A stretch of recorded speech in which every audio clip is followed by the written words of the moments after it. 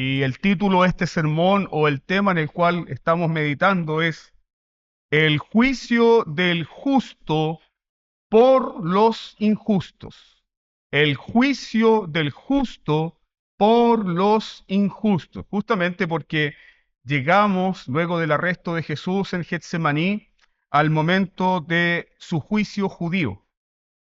Y eso es justamente lo que trata el Evangelio de Marcos acá en los siguientes versículos. Si tiene el texto, siga atentamente la lectura de la palabra de Dios. Trajeron pues a Jesús al sumo sacerdote y se reunieron todos los principales sacerdotes y los ancianos y los escribas. Y Pedro le siguió de lejos hasta dentro del patio del sumo sacerdote y estaba sentado con los alguaciles calentándose al fuego. Y los principales sacerdotes y todo el concilio buscaban testimonio contra Jesús para entregarle a la muerte, pero no lo hallaban. Porque muchos decían falso testimonio contra él, mas sus testimonios no concordaban. Entonces, levantándose unos, dieron falso testimonio contra él, diciendo, nosotros le hemos oído decir, yo derribaré este templo hecho a mano y en 3 días edificaré otro hecho sin mano. Pero ni aun así concordaban en el testimonio. Entonces el sumo sacerdote, levantándose en medio, preguntó a Jesús, diciendo, ¿no respondes nada? ¿Qué testifican estos contra ti? Mas él callaba y nada respondía. El sumo sacerdote le volvió a preguntar y le dijo, ¿eres tú el Cristo, el Hijo del bendito? Y Jesús le dijo, yo soy. Y veréis al Hijo del Hombre sentado a la diestra del poder de Dios y viniendo en las nubes del cielo. Entonces el sumo sacerdote, rasgando su vestidura, dijo, ¿qué más necesidad tenemos de testigos? Habéis oído la blasfemia. ¿Qué os parece? Y todos ellos le condenaron declarándole ser digno de muerte. Y algunos comenzaron a escupirle y a cubrirle el rostro y a darle de puñetazos y a decirle, profetiza. Y los alguaciles le daban de bofetadas. Amén. Inclinemos nuestro rostro delante del Señor por su bendita palabra y pidamos al Espíritu Santo que Él nos dé lo necesario, que Él nos dé lo necesario para meditar en esta palabra, que Él nos dé lo que nosotros necesitamos para adorar al Señor Jesucristo, que esta no sea una predicación más, una lectura más, un servicio más, sino que realmente tú tengas un encuentro con el Señor Jesús a través de su palabra y que puedas meditar en sus sufrimientos, su agonía, su pasión, pero regocijarte tú como cristiano, regocijarte en la obediencia perfecta del Hijo de Dios. Demos gracias al Señor. Padre Celestial, gracias por tu palabra, gracias por todo lo que nos has dado en este día, gracias por todo lo que tienes para con nosotros aquí a través de tu palabra, en medio de este culto.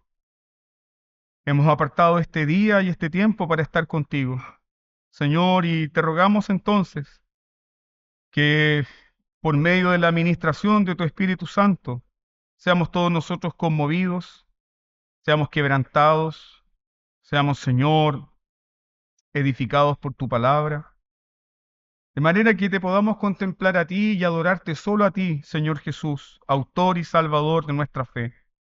Fortalece al débil, anima al cansado, socorre al afligido, alienta a aquel que no tiene esperanza, alienta a aquel que es abrumado por la realidad del pecado y que pueda encontrar en ti, Señor Jesucristo, la salvación y la justicia perfecta que por la fe nos es dada.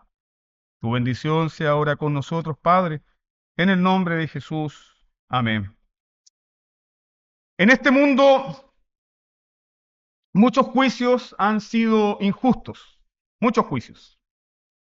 Y muchos juicios seguirán siendo injustos, porque en esta vida no hay justicia perfecta. No la hay. La justicia perfecta desciende de los cielos, la justicia perfecta es Jesús.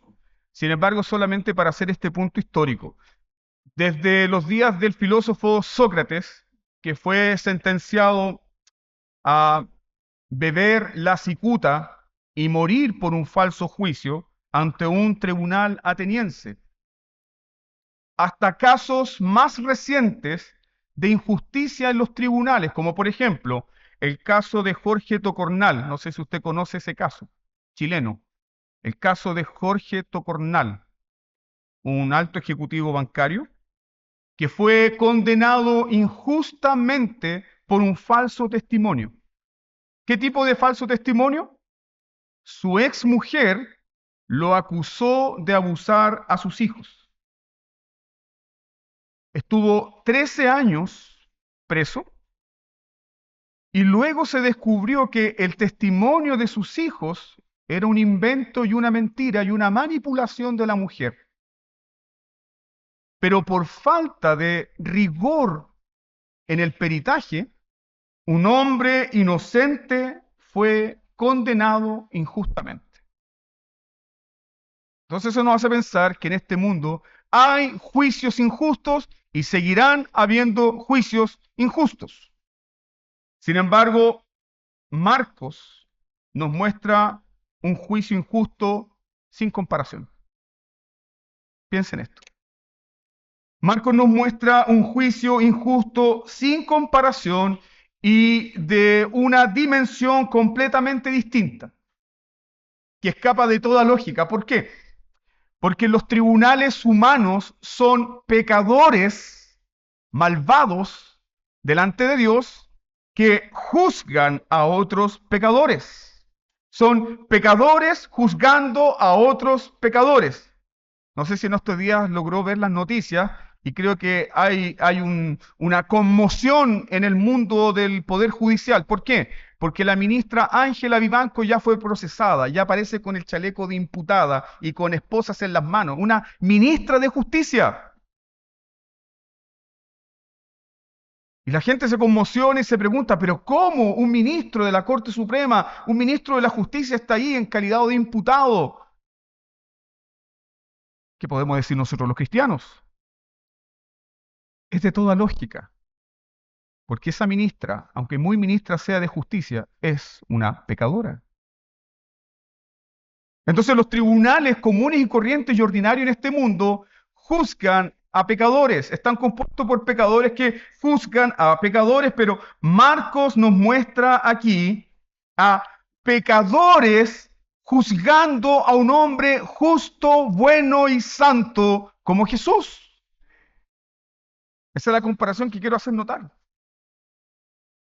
Jesús es juzgado por pecadores siendo justo, el único bueno. Por eso el título de este sermón es El juicio del justo por los injustos. Marcos nos muestra a Jesús el Santo siendo condenado por los impíos. El juez de toda la tierra, siendo condenado por los culpables. Y cuando leemos este pasaje, a primera vista nos parece que esta es una tragedia. Nos parece que esta parte en la vida de Jesús es una tragedia. Nos parece que es un despropósito. Como el Señor Jesucristo, que nunca hizo daño, nunca hizo el mal, sus manos solamente hicieron el bien, ahora es arrestado, ahora es reo, ahora es prisionero por hombres pecadores, malvados y perversos. Y Jesús parece aquí una víctima inocente que no puede hacer nada. Parece una tragedia, pero no es una tragedia, hermanos. No es una tragedia. Esta es la demostración de la infinita sabiduría de Dios. En este juicio vemos la infinita sabiduría de Dios tal como lo afirma el apóstol Pablo. ¿Por qué? Pablo dice esto, porque ninguno de los gobernantes de este siglo conoció, porque si lo hubieran conocido, jamás habrían crucificado al Señor de la gloria. Pero ¿cuál era el plan perfecto de Dios? Entregar al justo, único, santo y bueno por los culpables, por los perdidos. Utilizar un tribunal humano para condenar al Mesías, al Señor justo, para que nosotros, el pueblo de Dios, seamos absueltos y perdonados en la corte celestial. Eso fue lo que Dios hizo. En un tribunal humano, Cristo es declarado culpable siendo inocente, para que en el tribunal divino el creyente sea declarado justo, siendo culpable. Esa es la infinita sabiduría de Dios. Es así como Dios resuelve el problema del pecado en su pueblo, a través de lo que nosotros conocemos la doctrina cristiana como la imputación penal y la sustitución.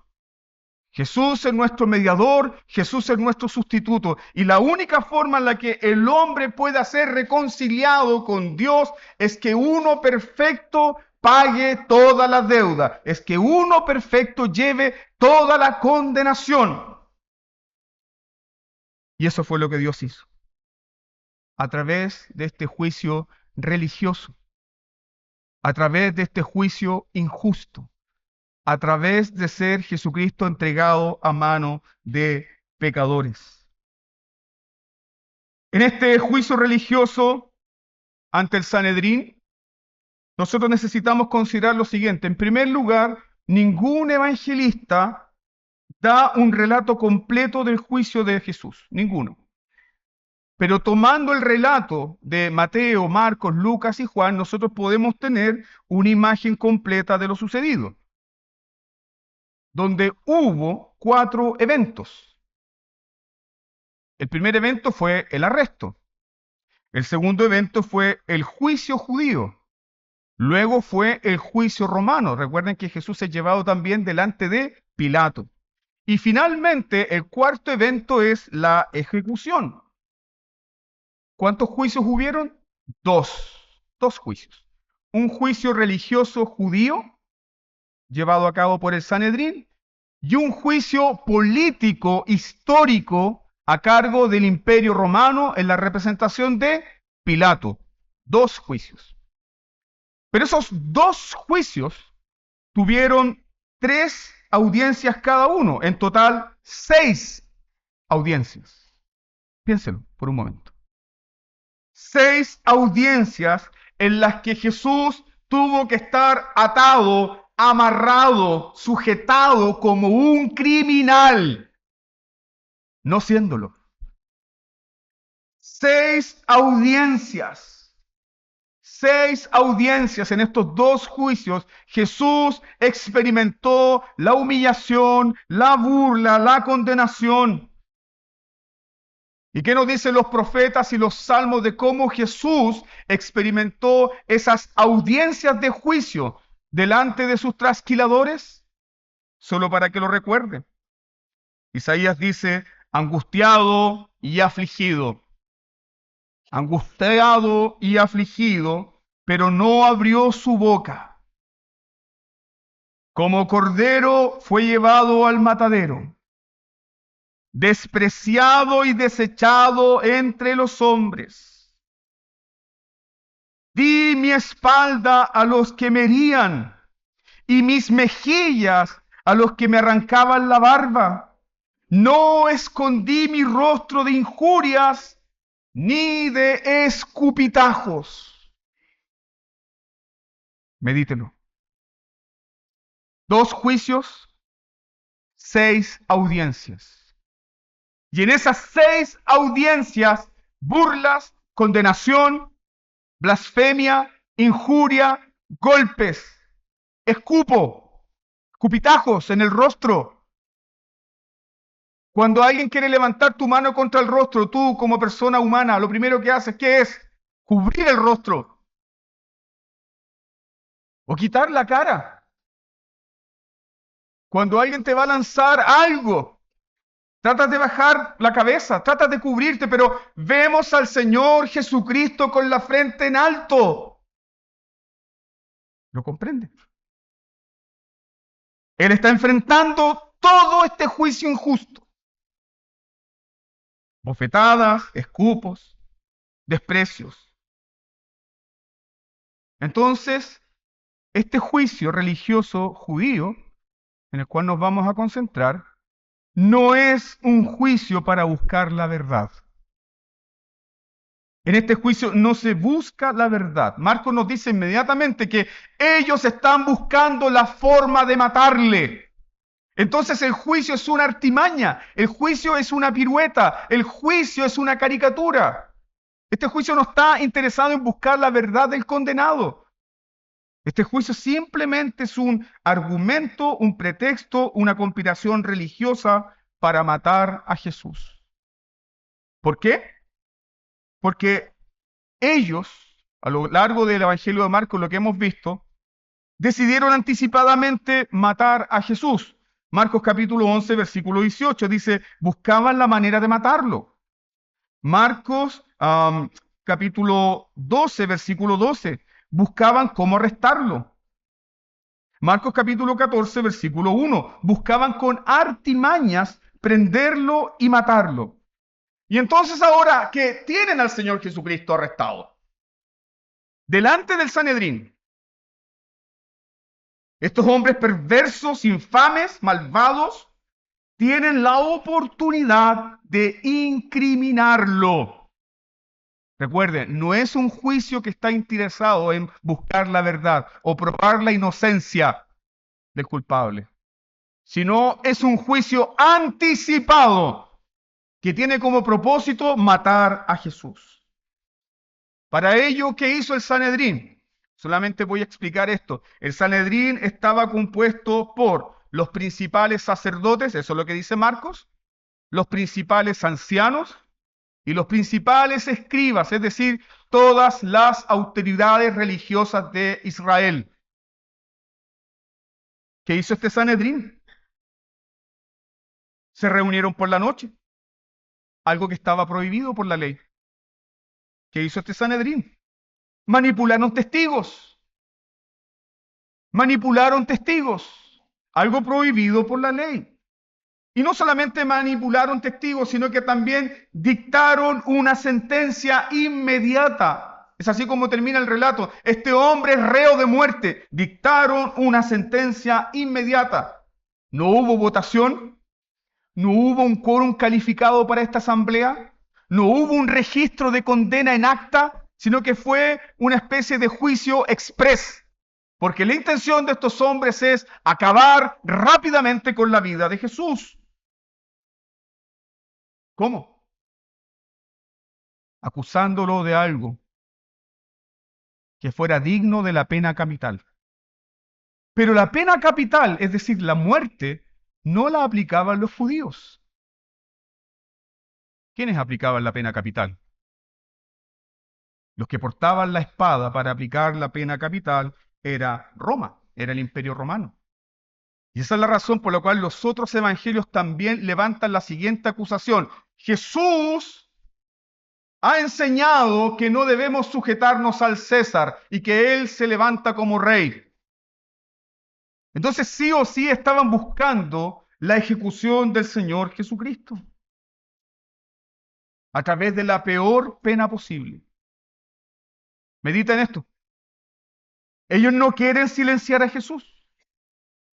Ellos no querían hacer callar a Jesús porque estaba metiendo mucho ruido. Ellos no querían hacer callar a Jesús porque era popular en el pueblo. Ellos no querían hacer callar a Jesús ni a sus discípulos. Ellos querían ejecutar a Jesús como un criminal, como un blasfemo. No solamente silenciarlo, sino ejecutarlo. Esa es la raíz de este juicio injusto. Ahora, este juicio injusto no está sostenido por la verdad, sino que Marcos nos presenta en los versículos 55 al 50 que este juicio injusto está sostenido por la mentira, completamente por la mentira. La primera fase de este juicio judío fue ante el sumo sacerdote Anás. De pronto nos confundimos porque Juan menciona dos sacerdotes, dos sumos sacerdotes. De repente leemos los evangelios y aparecen dos sumos sacerdotes que son Anás y Caifás. Pero el sacerdote o el sumo sacerdote legal era Caifás. Caifás había sido puesto designado políticamente por Roma, mientras que Anás se le seguía llamando sumo sacerdote porque venía de la tradición sumo sacerdotal del templo. Podríamos decir que teníamos un sumo sacerdote que según la tradición y según su llamado en el templo, seguía siendo sumo sacerdote, pero el sacerdote o sumo sacerdote político y oficial para Israel era Caifás.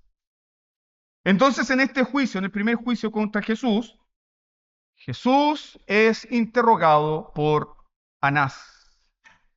Y Anás no escuchó ninguna confesión de Jesús, porque Marcos nos dice que Jesús guarda silencio.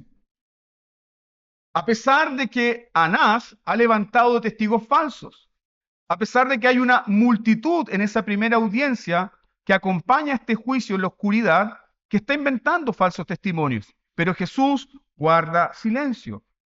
¿Qué hizo entonces Anás? Como no tuvo una prueba para incriminar a Jesús, manda a Jesús con toda esta corte de testigos falsos delante de Caifás, el sumo sacerdote. Y aquí Marco nos dice que los testimonios son contradictorios. Marco nos dice que los testimonios no concuerdan.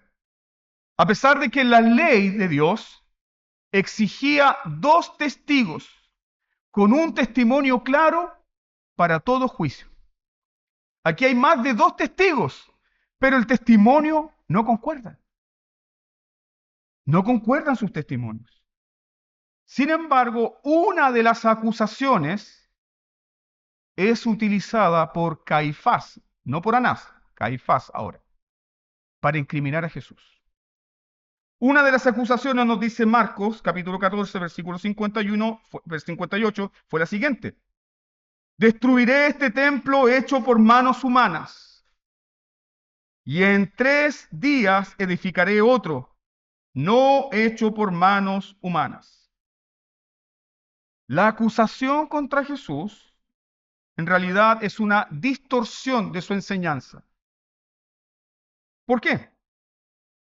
Porque Jesús sí anunció el fin del templo. Jesús sí anunció el fin del templo. Jesús sí profetizó del fin del templo. Jesús también denunció la corrupción del templo. Pero jamás Jesús dijo, voy a destruir yo el templo con mis propias manos. Eso no lo dijo Jesús. Juan lo explica mucho mejor. Dice, no estaba hablando del templo físico, estaba hablando de qué? De su propio cuerpo, que es el templo. Sin embargo, estos falsos testigos, a través de esta conspiración, quieren hacer, mostrar o lucir a Jesús como alguien que está conspirando contra el poder religioso. Y esa es una acusación seria y concreta. Jesús ha dicho y ha profetizado el fin del templo. Y el fin del templo vendrá justamente ¿cuándo?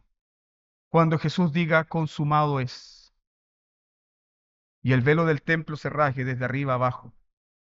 El fin del templo vendrá cuando su sangre bendita sea derramada en la cruz del Calvario y ahí cesará todo tipo de sacrificios. El fin del templo vendrá cuando el Espíritu Santo se derrame en su pueblo. ¿Por qué? Porque Dios ya no habitará más en templo hecho de mano de hombre, sino en el propio corazón de su pueblo a través de la presencia bendita del Espíritu Santo. Todo eso va a ocurrir. Pero va a ocurrir luego de la muerte de Cristo. Sin embargo, estos hombres perversos tomaron esta enseñanza bendita de nuestro Señor y la tergiversaron para presentar un argumento falso en este juicio falso. ¿Se dan cuenta que el juicio no busca la verdad? No es un juicio justo. Pero yo quiero que mientras desarrollamos el sermón piensen esto. Un día, todo hombre, toda mujer recibirá un justo juicio.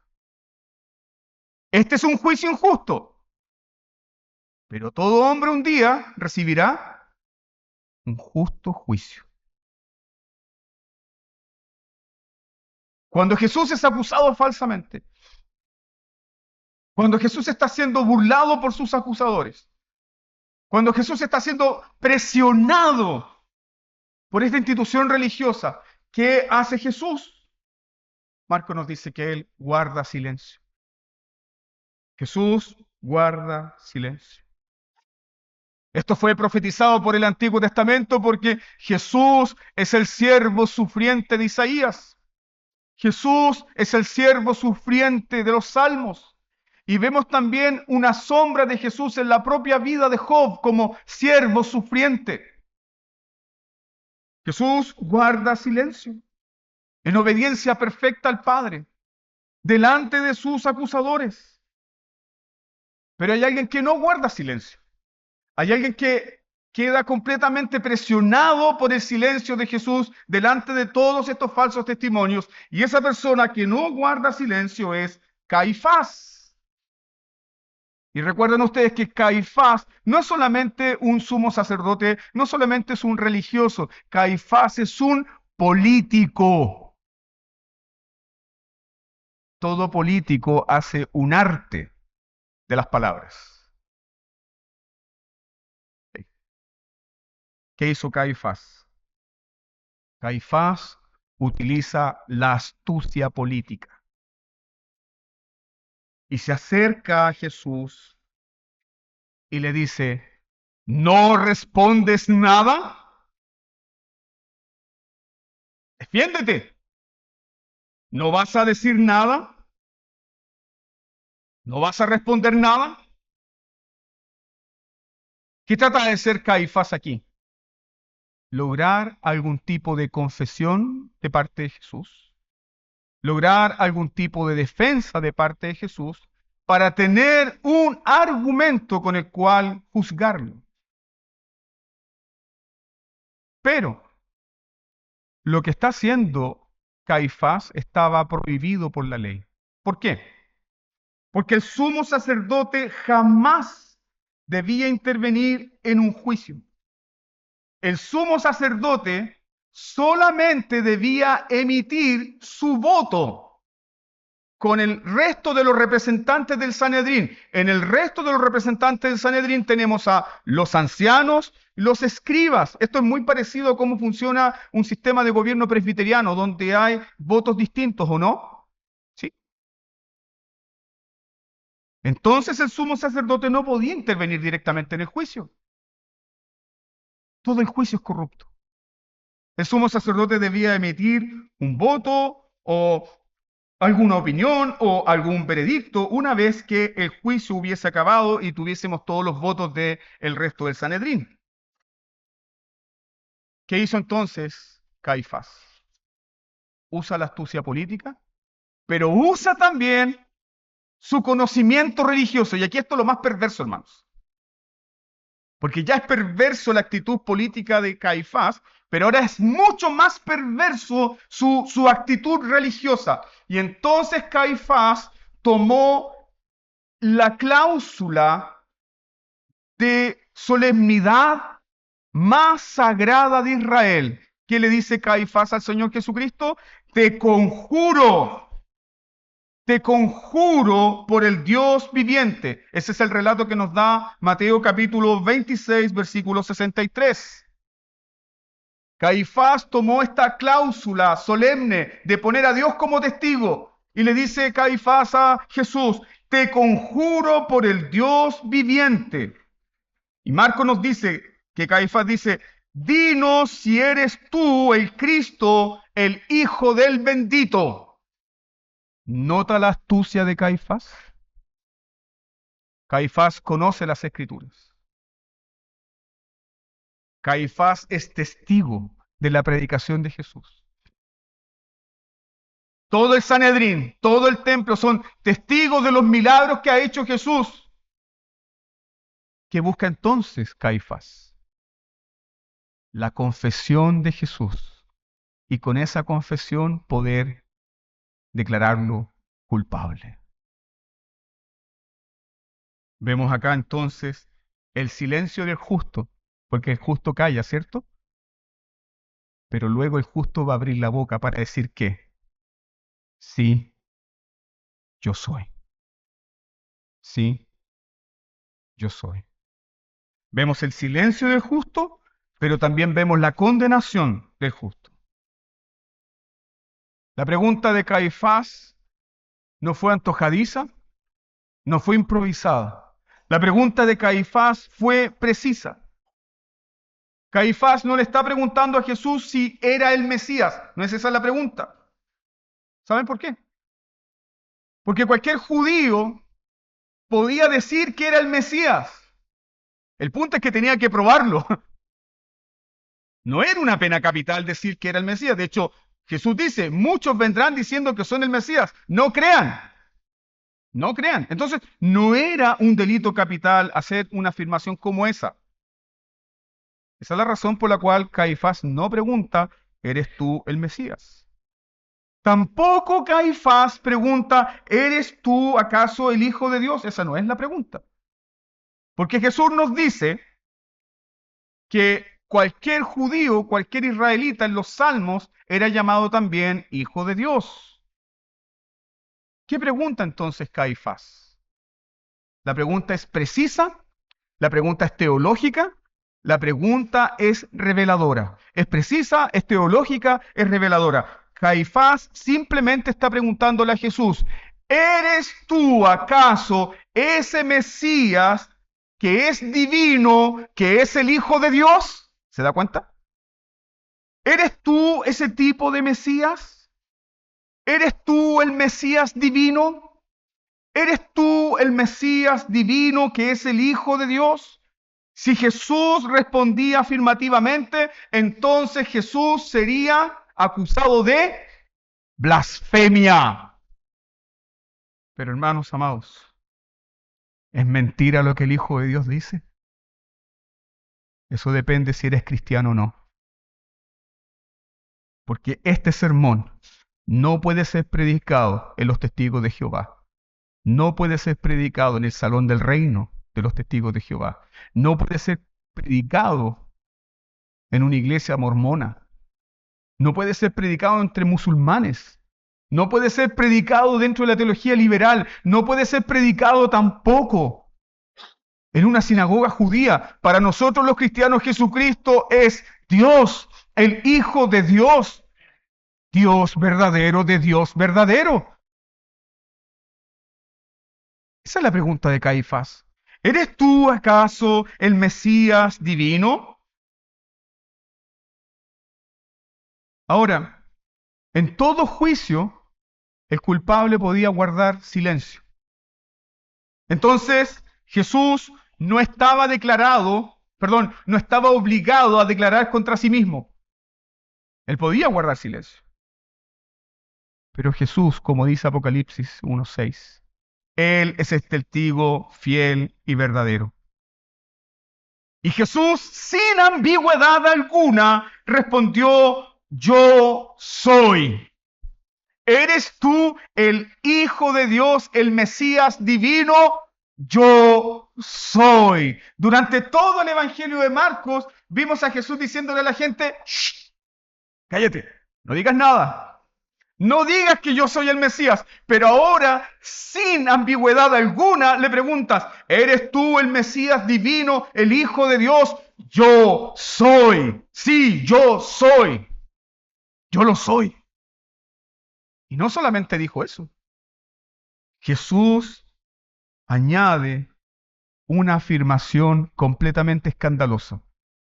Mira tu Biblia, versículo 62. Yo soy el Mesías divino, yo soy el Hijo del Dios bendito, sí, yo soy. Pero mira lo que añade Jesús. Y veréis al Hijo del Hombre sentado a la diestra del poder y viniendo en las nubes del cielo. No solamente soy el Hijo de Dios, no solamente soy el Mesías, se me ha dado todo poder, toda autoridad, todo dominio, y tú lo verás un día, Caifás. Tú tendrás que enfrentarte delante de mí un día, Caifás, porque tú lo verás.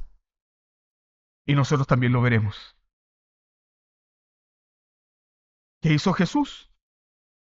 Jesús tomó el Salmo 110, versículo 1, unido con Daniel capítulo 7, versículo 13, y afirmó que Él vendrá en la diestra de Dios, no solo como un Mesías davídico, sino también como el Hijo del Hombre celestial.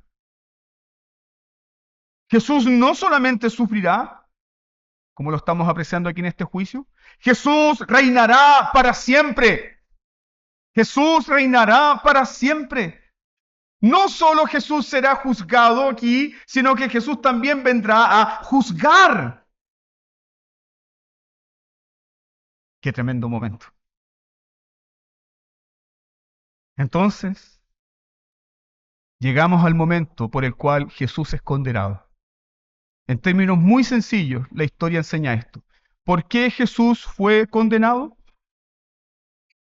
Por decir que era Dios. ¿Por qué Jesús es condenado? Por decir que es el Mesías divino.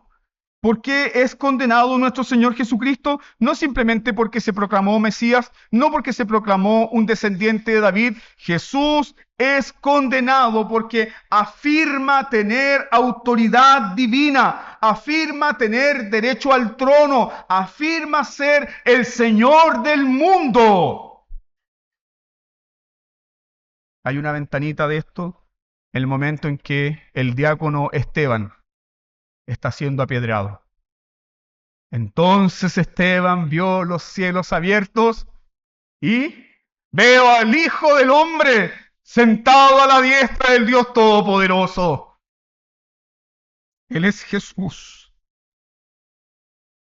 Hermanos amados, entonces este relato nos deja una pregunta que tú y yo debemos resolver. ¿O Jesús es un mentiroso blasfemo? ¿O realmente es el Dios encarnado? Eso define si somos cristianos. ¿O Jesús es un falso maestro blasfemo, un mentiroso? O como dijo el teólogo Albert Schweitzer, fue alguien que murió una muerte desgraciada, pero que era un hombre bueno. No, hermanos, no, Jesús no murió una muerte desgraciada. Jesús murió la muerte que tú y yo debíamos morir. Sufrió el juicio que tú y yo merecíamos. No fue un despropósito su vida. Todo su ministerio, toda su obra, toda su vida se vivió según el santo decreto de Dios. Vemos la infinita sabiduría de Dios en el ministerio de Jesús. No fue un error, no fue una desgracia. Ahí está la confesión. Yo soy. Ahí está la confesión. Ahora, si este es un juicio, ¿qué debe hacer entonces el Sanedrín? Como en todo juicio, cuando se le da la oportunidad a alguien que está siendo investigado, tiene que probarse la afirmación del culpable, ¿no? Jesús dice, yo soy. ¿Qué debía hacer entonces el Sanedrín? Debía comprobar, debía probar si lo que Jesús estaba diciendo era verdad o era mentira. Ahora, ¿dónde los escribas, dónde los sacerdotes, dónde los ancianos de Israel comprobarían que lo que Jesús está diciendo es verdad o es mentira? Donde tú y yo también debemos comprobar si nuestra fe es verdadera o falsa. ¿Dónde? Las Sagradas Escrituras. Las Sagradas Escrituras. A través de las Sagradas Escrituras, todos ellos debían comprobar si el testimonio de Jesús era verdadero. Sigue por favor conmigo esta argumentación. Las Escrituras decían que el Mesías nacería en Belén, donde nació Jesús, en Belén. Las Escrituras decían que el Mesías nacería de una virgen. ¿De quién nació Jesús? Nació de la Virgen María. Las Escrituras decían que el Mesías debía ser del linaje de David. Jesús es descendiente de David. ¿Saben que ese es uno de los argumentos más importantes? Lo dijimos en un sermón pasado. Porque toda la genealogía quedaba registrada en el templo. Si eso hubiese sido una mentira, Jesús hubiese sido ejecutado en el minuto 1. Pero ahí estaba la genealogía, que Jesús es descendiente de David. El Mesías debía ser precedido por una figura llamativa como Elías. ¿Quién se manifestó antes del ministerio de Jesús? Juan el Bautista. El Mesías debía realizar muchas señales y había una señal, una reservada solo para el Mesías. Los profetas dijeron, cuando vean a un hombre hacer esto, entonces regocíjense porque el Mesías ha llegado. ¿Cuál señal? Cuando el Mesías venga, Él dará vista a los ciegos. Jesús sana a los ciegos, Jesús sana a los leprosos, Jesús sana a los enfermos. Jesús sigue sanando hoy, hermanos. Sí. Su amor, su misericordia no se ha detenido. Jesús sigue sanando hoy. Todo eso debía ser el Mesías y Jesús lo hizo. El Mesías debía entrar a Jerusalén montado en un burrito. Y hace pocos días atrás en este pasaje, Jesús entró a Jerusalén montado en un burro. El Mesías sería traicionado por un amigo íntimo. ¿Qué acaba de ocurrir? Judas lo ha entregado. El Mesías sería abandonado por sus propias ovejas. ¿Qué acaba de ocurrir? Entonces Marcos nos dice, todos le dejaron. El Mesías sería escupido. El Mesías sería despreciado. El Mesías sería rechazado. El Mesías sería abofeteado por su pueblo y Jesús lo fue. Entonces Jesús era el Mesías. ¿Jesús es tu Mesías? ¿Te das cuenta que con el cristianismo, no podemos ser neutrales? De pronto los jóvenes tienen esta palabra de redes sociales típica, te reto, asume el reto. ¿Te reto a qué? Te reto a esto. Bueno, yo los reto hoy a todos ustedes. Los reto a ¿qué harán con el testimonio de Jesús? Tú, joven, ¿qué vas a hacer con el testimonio de Jesús? ¿Qué harás con el testimonio de Jesús? Puedes tratarlo como un mentiroso, como un loco, como un blasfemo, como un demonio. Pero tienes que probar que el testimonio de Jesús es falso. Y si no lo pruebas, estás en grandes problemas. Grandes problemas como estuvo también este Sanedrín. Ellos tenían toda la evidencia ahí. Toda la evidencia delante de ellos. Jesús desarrolló todo su ministerio delante de las autoridades religiosas. Tenían todas las evidencias, más todo lo que dicen las Escrituras respecto del Mesías. Pero ¿qué hizo el sumo sacerdote? Atención con este detalle. Cuando Jesús dice, yo soy, inmediatamente, ¿qué hizo el sumo sacerdote? Rasgó sus vestiduras. Levítico capítulo 21, versículo 10. Levítico 21, 10. Prohibía al sumo sacerdote rasgar sus vestidos, salvo una excepción. En caso de que el sumo sacerdote se encuentre ante un acto de blasfemia flagrante, el sumo sacerdote está capacitado para rasgar sus vestiduras. Entonces, ¿qué hizo Caifás? En un acto hipócrita, religioso, sin probar la afirmación de Jesús, lo declaró blasfemo al momento de rasgar sus vestiduras. Jesús no tuvo un juicio justo. Tú lo tendrás. Piensa en eso. Jesús no tuvo un juicio justo. Jesús dice, yo soy el Mesías. Pero antes de que se pruebe la afirmación, ya tenemos a Caifás rasgando sus vestiduras. Ya tenemos a Caifás acusándolo de blasfemo. Caifás no probó la blasfemia de Jesús, simplemente lo declaró blasfemo. ¿Fue Jesús un blasfemo? ¿Qué es la blasfemia? Mandamiento número 3. No tomarás el nombre de Dios en vano. ¿Fue Jesús un blasfemo? Pero ¿cuántas veces tú y yo hemos sido blasfemos? Dios no me ama, pastor. Dios no está conmigo. Dios no me bendice. Si yo soy tan bueno, ¿por qué me ocurren estas cosas? Si yo sirvo al Señor, ¿por qué me pasa esto? ¿No es acaso que Dios deberá bendecirme? Mira, ¿cuántas veces usamos nuestras lenguas para tomar el nombre de Dios en vano y rebajarlo? ¿Cuántas veces tú y yo no vivimos para la gloria de Dios, sino que vivimos para nuestra propia gloria, para nuestros propios intereses, para nuestros propios proyectos, para nuestros propios sueños? Y más encima, hermanos amados, somos unos sinvergüenzas porque queremos que Dios financie esos sueños. Sueños que no están apuntados a su gloria. ¿Quién es verdaderamente el blasfemo? ¿De quién es la blasfemia? La blasfemia es de aquel que dice, mis palabras son espíritu y vida. ¿Será la blasfemia de aquel que los hombres dicen, nadie ha hablado como él? ¿De quién es la blasfemia entonces? Tuya y mía. La blasfemia es nuestra. Porque somos nosotros los que rebajamos a Dios. Somos nosotros los que le despreciamos.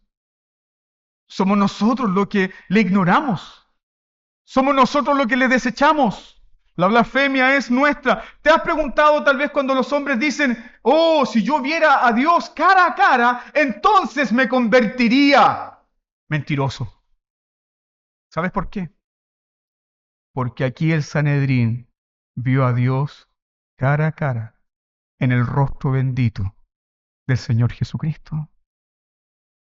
¿Y qué hizo el hombre cuando vio a Dios en el rostro del Señor Jesús? Ellos le escupieron. Ellos le abofetearon. Cuando Jesús dijo, sí, yo soy, cuando Jesús declaró su divinidad perfecta, los hombres le escupieron. Eso revela la maldad del corazón del hombre. La maldad de nuestro pecado. Pero precisamente fue por esto que Jesús fue a la cruz. En la cruz Jesús murió, pagó por todos nuestros pecados, murió, pagó por todas nuestras blasfemias, murió, pagó por todos nuestros menosprecios, murió, pagó por todas nuestras rebeliones. Por eso Jesús fue a la cruz. Es cierto, el sumo sacerdote lo acusó de blasfemo y rasgó sus vestiduras, pero Jesús, nuestro mejor sumo sacerdote, no rasgó sus vestiduras, su cuerpo fue partido. Su cuerpo fue partido por nuestros pecados. Bendito sea Dios.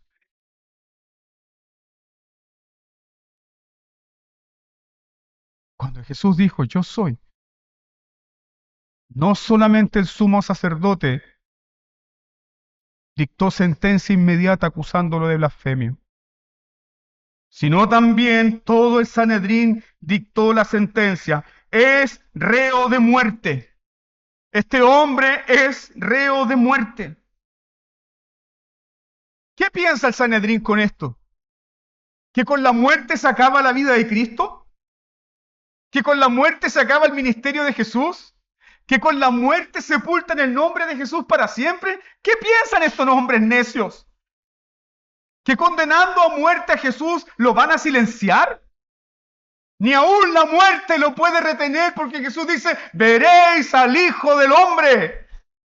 Ustedes me están condenando a muerte. Ustedes me están mandando a la tumba. Pero se los digo, veréis al Hijo del Hombre. Veréis al Hijo del Hombre. Verán el templo destruido. Verán el reino de Dios manifestarse con poder y con gloria. Verán el Evangelio avanzar. Y verán al Hijo del Hombre descendiendo con las nubes para juzgar a los vivos y a los muertos. Pedro dice que la tumba no lo pudo retener. Por eso todo este juicio es una farsa. Pero ¿por qué fue necesario, hermano? Y eso nos lleva a nuestra conclusión. ¿Por qué fue necesario?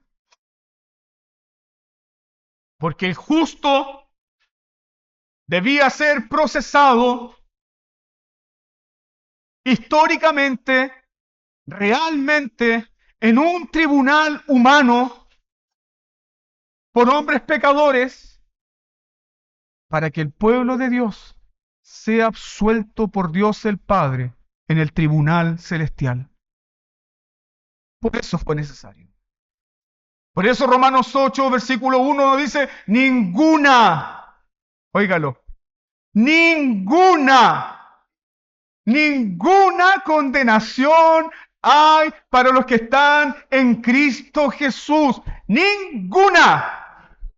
Pero pastores, que yo cometí actos horrorosos antes de venir a Cristo. Ninguna condenación. Pero pastor, lo que pasa es que yo he caído ahora siendo cristiano. Ninguna condenación hay. Si estás en Cristo, nueva criatura eres. Sí, el cristiano peca. El cristiano tropieza, el cristiano va a luchar y batallar con el pecado hasta el último día de su vida y puede ser que caiga en algún pecado horroroso, pero si estás en Cristo, ninguna condenación hay porque Él pagó por ti, Él fue condenado por ti, la causa está pagada, la causa fue juzgada, ya fuiste absuelto por el tribunal de Dios. Por eso fue necesario. Que Jesús dice, veréis al Hijo del Hombre venir. ¿Y cómo vendrá el Hijo del Hombre? Nuestro precioso credo apostólico dice, vendrá a juzgar a los vivos y a los muertos. ¿De qué nos advierte Jesús? Él sufrió el juicio que a ti te correspondía. Pagó por ti, pero vendrá el juicio. Jesús advierte del juicio final en su segunda venida. Un juicio donde todo hombre enfrentará al juez justo. Un juicio donde todo hombre tendrá un juicio justo. Jesús fue sometido a un juicio humano motivado por el pecado. Pero todos los hombres, sin excepción alguna, enfrentarán el justo juicio de Dios motivado por la santidad de Dios. Jesús enfrentó un juicio a base de mentiras y testimonios falsos. Pero en el juicio final, el juicio que los hombres recibirán, ¿estará fundamentado en acusaciones falsas? ¿Estará fundamentado en testigos falsos? ¿Estará fundamentado en acusaciones o testimonios contradictorios? No, será un juicio justo y verdadero, donde habrán testigos contra ti. Los ángeles, la creación, el pueblo de Dios, todos se levantarán para dar testimonio del único fiel y verdadero. Y ese fiel y verdadero juzgará a los hombres con justo juicio. Apocalipsis 20:12 nos dice, y los libros fueron abiertos, y fueron juzgados los hombres muertos por las cosas que estaban escritas en los libros. Jesús fue condenado a pesar de ser inocente, pero todo pecador culpable recibirá un justo juicio. Jesús fue juzgado sin misericordia. Sin misericordia. sin defensa, sin apelación. Y voluntariamente se sometió a la condenación que paga todos nuestros pecados. Pero ¿qué dice Dios a todos los hombres hoy? Porque el juicio es real, vendrá. Joven, escucha esto, vendrá el juicio, vendrá. Y Dios, que es lleno de amor, lleno de misericordia, lleno de gracia, te da tiempo para el arrepentimiento. El mismo que fue juzgado injustamente te da tiempo para el arrepentimiento. Escucha las solemnes palabras del apóstol Pablo. Pero Dios, habiendo pasado por alto los tiempos de esta ignorancia, ahora manda a todos los hombres en todo lugar que se arrepientan, por cuanto ha establecido un día en el cual juzgará al mundo con justicia por aquel varón a quien ha designado, dando fe a todos con haberle levantado de los muertos. ¿Jesús tuvo apelación? No. Pero a ti se te da un tiempo de gracia. El juez de todos los hombres, el juez supremo, te ofrece ahora este tiempo de apelación. Excelentísimo juez, soy absolutamente culpable de todos los cargos que se me imputan. Soy absolutamente culpable de quebrantar tu ley. Soy culpable de menospreciarte. Soy culpable de vivir para mi propia gloria. Soy culpable de pecar contra ti, oh excelentísimo juez. Pero apelo a la cruz del Rey. Apelo a la cruz del Rey. Apelo a su justicia sin mancha. Apelo a su obediencia perfecta. Oh, excelentísimo juez, me aferro de su muerte, de su resurrección y de su ascensión. Oh, excelentísimo juez, soy culpable, pero Él ha dicho que intercede por mí. Ten a bien, excelentísimo juez, considerar la paga de mi abogado y borra mis culpas. ¿Qué crees tú que dirá el excelentísimo juez? No hay deuda. Todo fue pagado. Eres libre. Levántate y sirve a tu Dios. Que el justo ya pagó los injustos. Tengamos un momento de oración. Inclina tu rostro y ve con esta meditación al trono del Señor y dale gracias por tu palabra.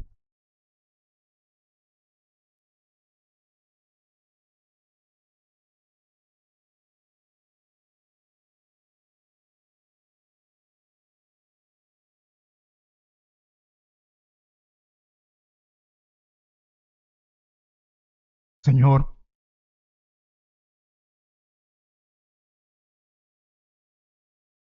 así como es real esta audiencia hoy, Señor, tan real será también, Señor, tu segunda venida. Tan majestuosa, Señor, tan solemne y abrumador será el justo juicio del juez justo a todos los hombres. Permítenos, Señor, hallarnos en pie en ese día. Hallarnos en pie donde ningún hombre podrá permanecer en pie. Hallarnos firmes y resueltos en pie por la justicia de tu Hijo Jesucristo. Hoy confesamos abiertamente todas nuestras culpas, todas nuestras rebeliones contra tu santa ley, pero también confesamos que tú eres nuestro abogado, nuestro Salvador y Señor, aquel que murió y llevó el justo juicio para librarnos a nosotros. Tu misericordia sea ahora, Padre, con nosotros. Aplica tu palabra a nuestros corazones por el poder de tu Santo Espíritu. En el nombre de Jesús oramos. Amén.